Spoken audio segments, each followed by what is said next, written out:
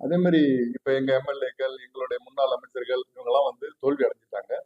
அவங்க வந்து எந்த விதமான பதவியும் இது வரைக்கும் அரசாங்கத்தை எதிர்பார்க்கல. ஆனா நீங்க தோல்வியுற்ற பிறகும் அந்த அரசாங்க பதவியை வச்சுக்கின்னு முதலமைச்சர் அவர்களை கையில வச்சுக்கின்னு ஒரு சட்டமன்ற உறுப்பினர், மக்களால் தேர்ந்தெடுக்கப்பட்ட ஒரு சட்டமன்ற உறுப்பினருடைய மாண்பையும் அவருடைய மரியாதையையும் நீங்க ரொம்ப குலைச்சுன்னு இருக்கீங்க.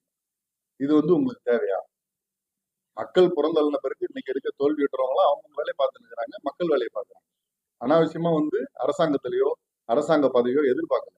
ஆனா நீங்க வந்து இன்னைக்கு அந்த பதவியை வச்சுக்கின்னு ஒரு மக்களால் தேர்ந்தெடுக்கப்பட்ட ஒரு சட்டமன்ற உறுப்பினர் செயல்பட விடாம தடுத்துக்கின்னு அவருக்குரிய மரியாதை கொடுக்காம நீங்க இன்னைக்கு செய்து நிற்கிறதையும் நீங்க கவனத்தில் கொள்ள வேண்டும் என்று கேட்டுக்கொள்கிறேன்.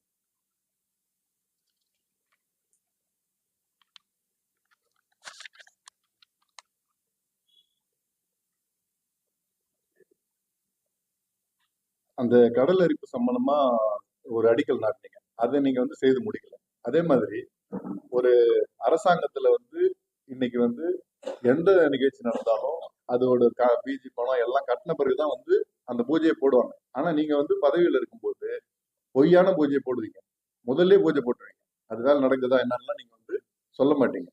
இது மாதிரி தகவல் விஷயங்கள்லாம் நிறைய நீங்க செய்திருக்கிறீங்க. அதனால மக்களை வந்து நீங்க ஏமாற்றி பொய்யான தகவலை பரப்புறீங்க.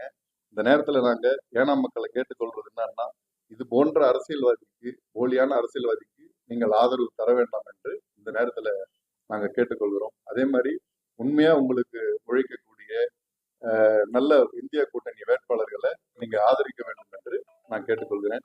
இன்னைக்கு வந்து